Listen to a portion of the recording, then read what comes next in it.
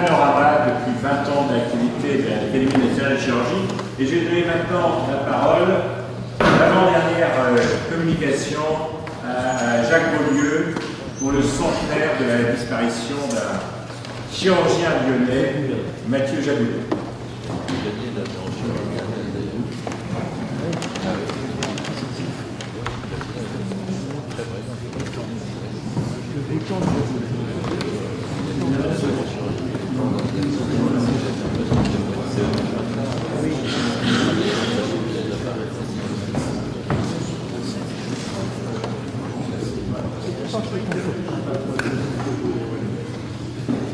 Mesdames, Messieurs, le 4 novembre 1913,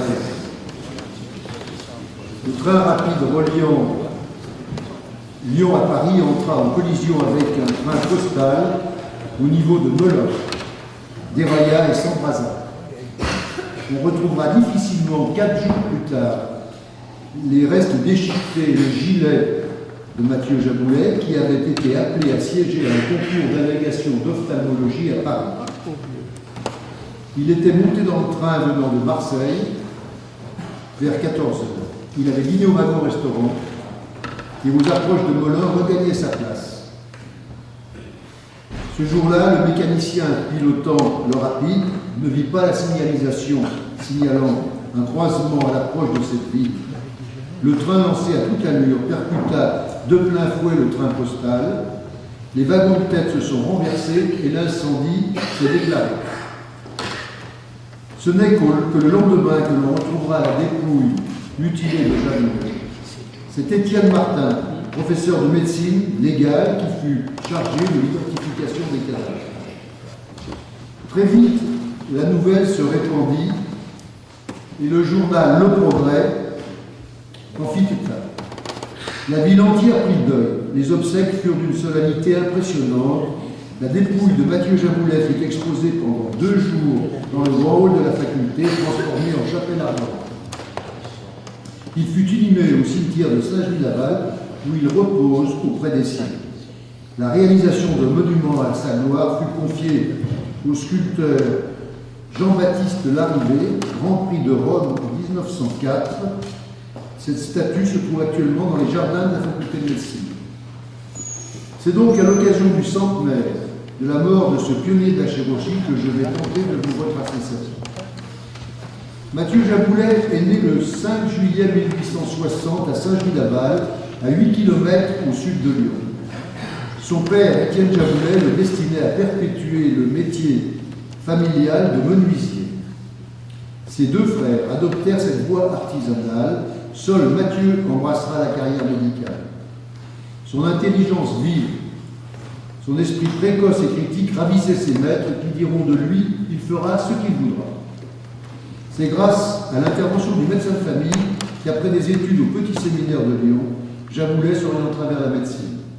Rien ne fut simple au début. Après une période de découragement et de rejet initial, l'élève récalcitrant étudiait avec ardeur et la passion s'installe.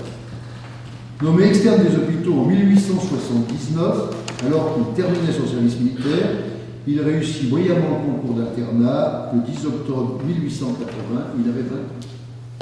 Durant son internat d'une durée de 4 ans, Jaboulet vécut à l'Hôtel-Dieu et obéit aux règles sévères de la discipline.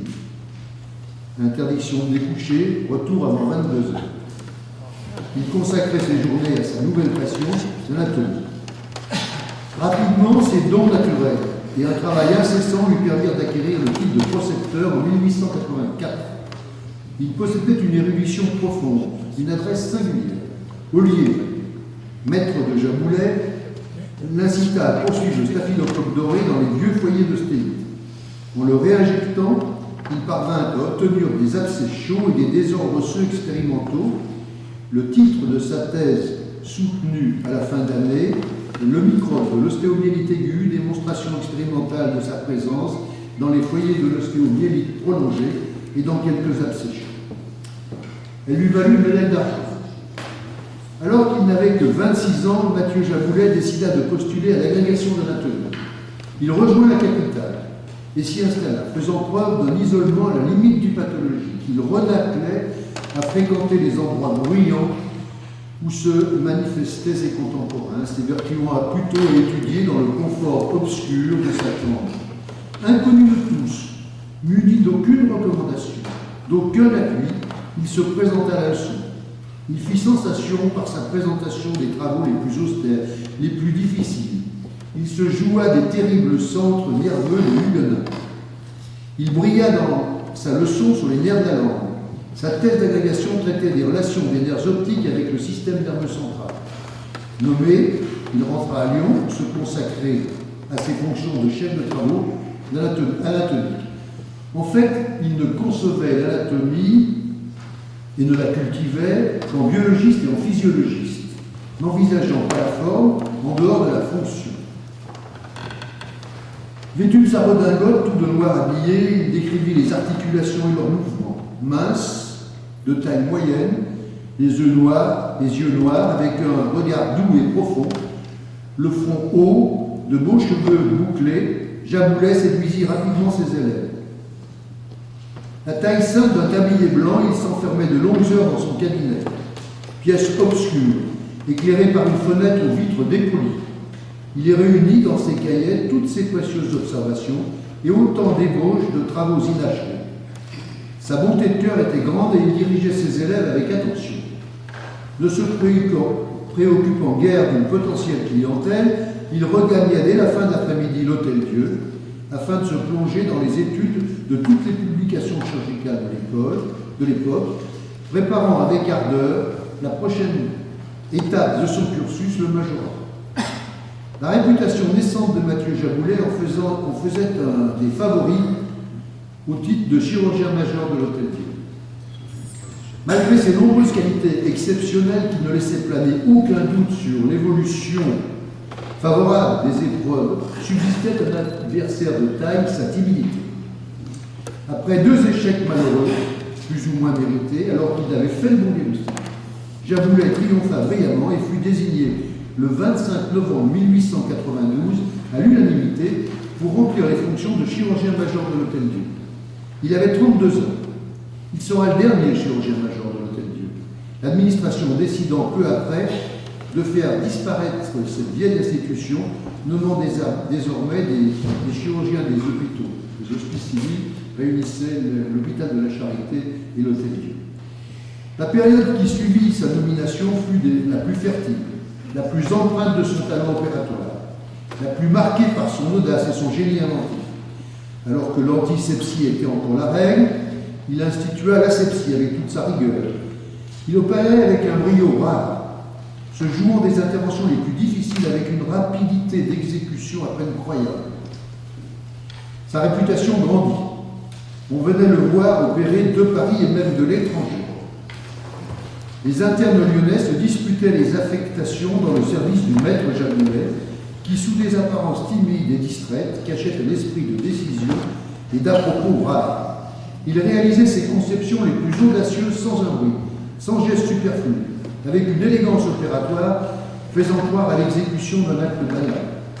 Il avait horreur des techniques de routine et des sentiers battus.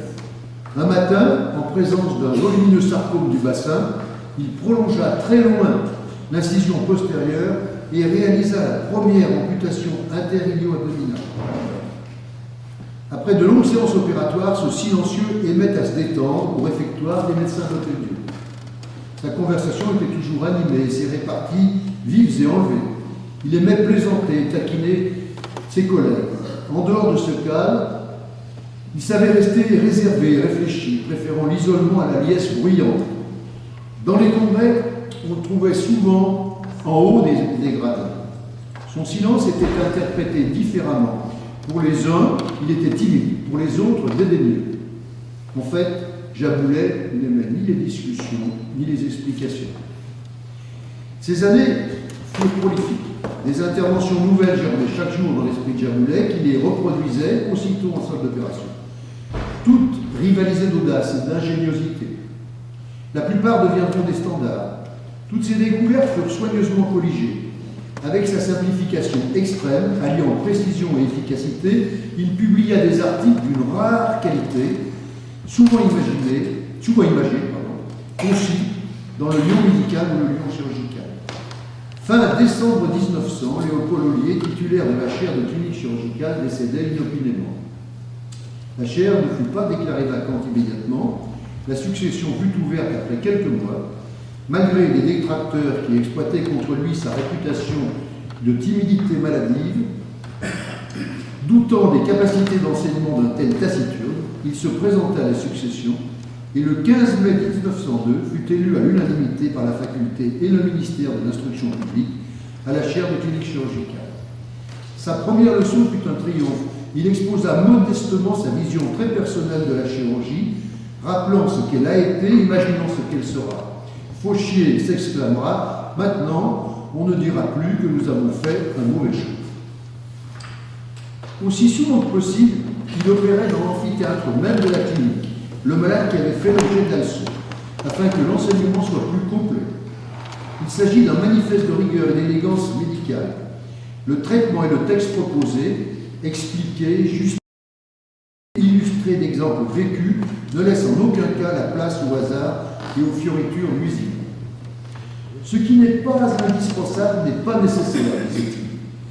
J'avoue enseigner comme il opérait, et Léon Bérard écrira: après s'être montré un chirurgien prestigieux, il se révéla un professeur incomparable. En salle d'opération, Mathieu Jaboulet se confirma comme un prodigieux novateur. Il opérait très sûrement et très vite, amputation de cuisse en 2 minutes, gastro-entérosclérose avec son bouton en moins de 5 minutes. Jaboulet fut certainement le plus élégant des chirurgiens.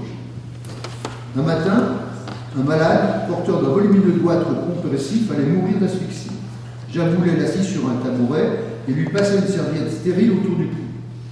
Promptement, il incisa la peau, du haut en bas de la tumeur. Il énucléa le goitre des 2 index en quelques secondes après. Pratiquement pas de sang sur la serviette. J'ai coupé sur la ligne blanche, pas de nerf, pas de vaisseau, c'est Braun Séquard qui l'a dit, il n'a pas eu mal. Un tel novateur exerçait un attrait irrésistible sur la jeunesse, admiratif qui l'entourait. Ces conférences d'agrégation formeront les futurs grands chirurgiens des hôpitaux. Mais les années passèrent. Peu à peu, Jaboulet se réfugia dans une réserve presque ombrageuse. Il était hanté par la recherche de l'origine d'un mal dont il sentait que ses opérations, conduites aussi admirablement fussent-elles, ne le rendaient pas maître à coup sûr. Un mal qui transformera le chirurgien merveilleux en un savant, penché sur son microscope, enfermé dans son laboratoire, tel un ermite obsédé. Jaboulet voulait connaître l'origine du cancer. Féru d'art, il délaissa les musées et n'effectua plus de voyages dans ces pays de bonne musique et de bonne peinture, qu'il affectionnait. Dans la solitude austère de son laboratoire, où il n'admettait plus que ses élèves les plus intimes, convaincus de l'origine parasitaire de la terrible maladie, il passait des heures à étudier au fort grossissement des préparations histologiques, à y rechercher les analogies avec les amibes, les bilharzies, l'hématozoaire de l'avant, qui lui semblait pouvoir expliquer les étapes successives de la cellule cancéreuse. En 1899, il eut l'idée d'une possible thérapeutique par la quinine qui germa dans sa tête. Il publia quelques résultats qui semblaient encourageants. Peu à peu, dédaigneux des prouesses opératoires d'antan, il consacrait la majeure partie de ses journées à la recherche. Mathieu Jaboulet conçut cette tâche comme un devoir social, heureux d'être utile à la société. Il travaillait solitaire et silencieux, méditant derrière des amas de brochures et des livres qui encombraient sa table de travail, souvent perdu dans de lointaines pensées. Que devient Jaboulet ? Se demandait-on autour de lui. Tendu par l'effort, il restait sourd aux interrogations, étranger à toute préoccupation, négligeant ses amis, ses intérêts. Il donnait une image quasi monacale de longue patience qui, dit-on, fait le génie. Il a toujours fait sienne l'égalité de désintéressement, de dévouement et de générosité. L'ironie tragique du destin mettra fin à ses travaux sur l'origine et la nature du cancer. Mathieu Jaboulet était un immense chirurgien novateur. Les idées nouvelles ont foisonné dans sa tête. Il a marqué l'histoire de la chirurgie et fut précurseur dans de nombreux domaines tels la chirurgie générale et viscérale, la chirurgie vasculaire et la transplantation d'organes. Mais Mathieu Jaboulet a été initialement et avant tout un anatomiste. Ses travaux témoignent d'un subtil alliage entre l'expérience clinique du chirurgien et la rigueur de l'anatomiste.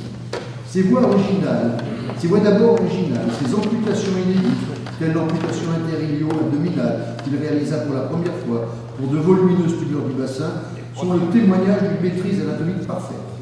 Ces interventions audacieuses n'ont jamais été le fruit du hasard, mais le résultat de minutieuses dissections et d'observations physiologiques précises.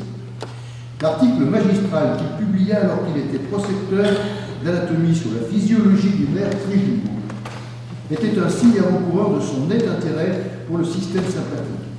Il réunit l'intégralité de ses notes et communications dans deux ouvrages célèbres, Chirurgie du grand sympathique et du corps thyroïde, et Chirurgie des centres nerveux, des viscères et des membres. Il réalisa en 1894 la première tentative de sympathectomie cervicale, remarquant qu'elle était efficace en quelques heures dans l'exophthalmie basoïde. En 1899, il rapporta une observation unique, proposant un principe nouveau de traitement des troubles trophiques du pied. Il présenta le cas d'un homme de 45 ans, porteur de lésions spacellées du pied dans un contexte de claudication. Il réalisa l'ablation des nerfs sympathiques périartériels au niveau de l'artère fémorale au scarpa. Le patient quitta le service un mois et demi plus tard, les lésions cutanées guéries et la marche s'effectuant sans arrêt. Quelques années plus tard, son élève René Le Riche, se basant sur les travaux de son maître, reprendra l'idée de cette nouvelle chirurgie et publiera en 1919 à propos de l'élongation et de la section des nerfs périvasculaires dans certains syndromes d'origine artérielle et quelques troubles trophiques. Il utilisera d'ailleurs cette technique après-guerre avec succès dans la maladie de Raynaud. La chirurgie vasculaire restait encore balbutiante à la fin du XIXe siècle. Elle se limitait depuis Ambroise Paré à la ligature des vaisseaux dans un but hémostatique. Quelques tentatives de réparation vasculaire pour section incomplète avaient été rapportées, mais elles se soldaient la plupart du temps par une perte de la perméabilité. La mort à Lyon du président Sadi Carnot avait frappé les esprits. Le 24 juin 1894, l'anarchiste Santé Geronimo Caserio l'avait agressé par un coup de poignard porté dans la région du foie et enfoncé jusqu'à la garce. La calèche fut dirigée non pas vers l'hôpital de l'Hôtel-Dieu tout proche, mais vers la préfecture. Devant l'état de collapsule du blessé, la décision d'une intervention de sauvetage fut rapidement prise. Les chirurgiens Antonin Poncet et Léopold Ollier tentèrent dans des conditions précaires un tamponnement hépatique par de la gaz iodoformée. Le président cessa de vivre 3 heures et 20 minutes plus tard. L'autopsie pratiquée par le docteur Lacassagne avait révélé que la cause du décès était liée à un hémopéritoine par une plaie transfixiante de la branche droite de la veine porte. L'impuissance des chirurgiens à réparer les lésions vasculaires avait marqué les esprits, en particulier ceux de Jaboulet et de Alexis Carrel, alors encore jeune interne. Mathieu Jaboulet était attiré par le concept d'anastomose vasculaire. Il publia d'ailleurs en 1995 dans le Lyon médical un procédé original de suture avec des points en U non sténosants accolant endartère contre endartère. Il réalisa sur le chien un dictat d'anastomose terminale après section complète en y intercalant ou non un fragment artériel. La perméabilité immédiate était obtenue. Et si à la vérification du 4e jour il y avait quelques cas de thrombose, celle-ci ne concernait pas l'anastomose proprement dite, mais la zone de clampage par traumatisme de l'intima. Quelque temps plus tard, un succès fut obtenu avec la même technique sur la carotide d'un âne contrôlée à 3 semaines. Jaboulet évoquait en 1896 la possibilité d'éviter ainsi l'hémiplégie, inévitable à l'époque lors des plaies de la carotide. En 1902, il conseillait à ses élèves Carrel et Morel de pratiquer l'anastomose bout à bout de la veine jugulaire et de la carotide primitive. Quelques semaines plus tard, ceux-ci présentèrent aux sociétés savantes un chien parfaitement asymptomatique, porteur d'une telle anastomose perméable. Pourtant, Jaboulet ne tenta jamais cette opération chez l'homme. En revanche, il rapporta une anastomose artério-veineuse fémorale chez un homme artéritique, mais sans succès. Dans la thèse de Le Cercle, il évoqua la possibilité d'une deuxième anastomose sous-jacente permettant de se substituer au tronçon d'artère athéromateuse thrombosée. Il s'agissait ni plus ni moins de l'idée prémonitoire du pontage veineux in situ, qui sera réalisé bien des années plus tard. Et dans ses écrits, Jaboulet restait circonspect. Et alors qu'il évoquait la possibilité de greffe artérielle ou de pontage veineux, il ne franchit malheureusement jamais le pas. Pas le cas. Mais son élève Alexis Carrel approfondit l'œuvre de son maître. En 1902, il publia son magnifique article « La technique opératoire des anastomoses vasculaires et la transplantation des viscères », dans lequel était décrite la fameuse triangulation. Reprenant l'idée de son maître, Carrel proposa dans la presse médicale en 1905 le rétablissement de la continuité artérielle à l'aide d'un segment de veine. Quant à la technique éversante de Jaboulet, elle sera reprise 50 ans plus tard par Blalock et Gross en chirurgie cardiaque sous le nom de matresse suture. Jaboulet ne fut pas le premier à avoir une idée de transplantation d'un organe, d'un individu à un autre, puisque c'est Ullmann qui réalisa en 1902 la première greffe de rein chez le chien. Et c'est bien Jaboulet qui pratiqua la première xénotransplantation chez l'homme. Il réalisa le 24 janvier 1906 l'implantation d'un rein de porc tué 3 heures auparavant au niveau du bras gauche d'une femme polygoanique, atteinte du mal de Bright. Les anastomoses vasculaires furent pratiquées à l'aide de viroles métalliques. Au cours du premier jour, 1500 cm3 de liquide furent recueillis à la sortie de l'urtère. Il contenait 16 grammes d'urée. Mais au 3e jour, le rein dut être explanté car il ne fonctionnait plus, les vaisseaux s'étant thrombosés. Le 9 avril de la même année, il réalisait une deuxième tentative sur une patiente de 50 ans, cachectique. Le rein provenait d'une chèvre. Le même constat d'échec fut fait au bout de 3 jours. Il proposa alors d'abandonner les viroles métalliques au profit des points en U décrits en 1995. Il s'agissait en fait de la première xénotransplantation chez l'homme. Cette avancée était prémonitoire. En effet, Alexis Carrel réussit en 1909 chez un chien, après double néphrectomie, la réimplantation in situ d'un rein, obtenant plus d'1 an de survie, et il pouvait écrire: du point de vue chirurgical, la technique de transplantation d'organes est actuellement assez parfaite pour donner des résultats durables. La chirurgie viscérale fut aussi un grand domaine de progrès pour Mathieu Jaboulet. Elle avait sa préférence. En 1892, il préconisa avec Antonin Poncet l'appendicectomie très précoce en cas d'appendicite aiguë. En 1898, dans le Lion médical, il préconisait le drainage par voie basse, rectale ou vaginale pour les collections pelviennes. En 1891, il réalisa parmi les premiers une colédocotomie.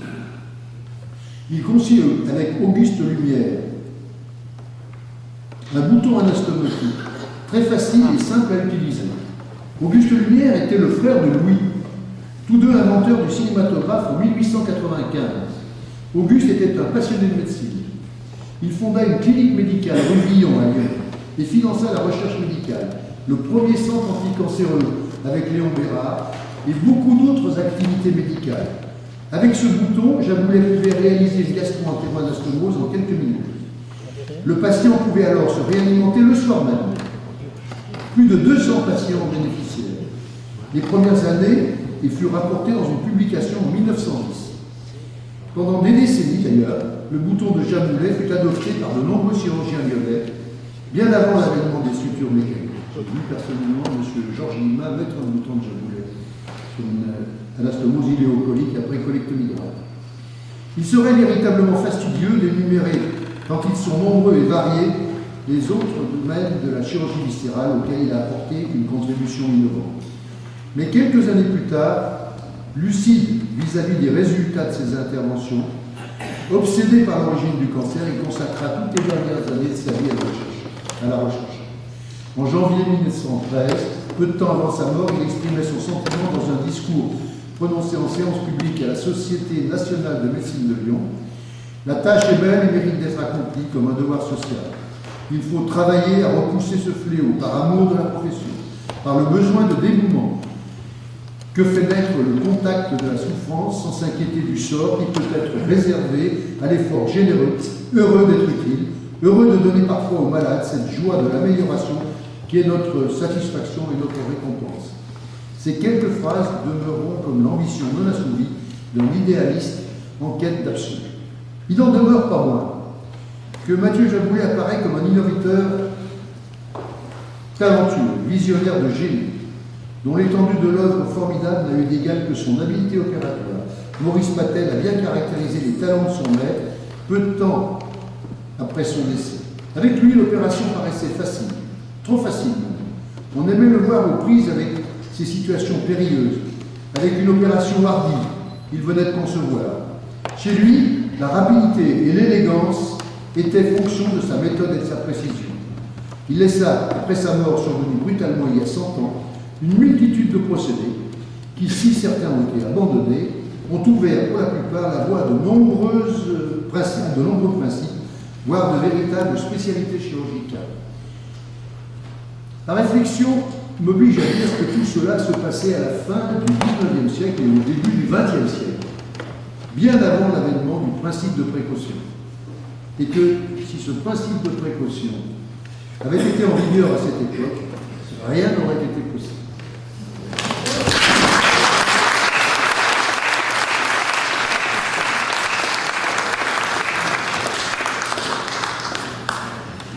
Merci beaucoup à Jacques Beaulieu pour cet hommage à Mathieu Jaboulet. Et nous en terminer, je vais prendre la parole avant que nous retournions pour le cocktail dans les bâtiments de l'Académie de chirurgie.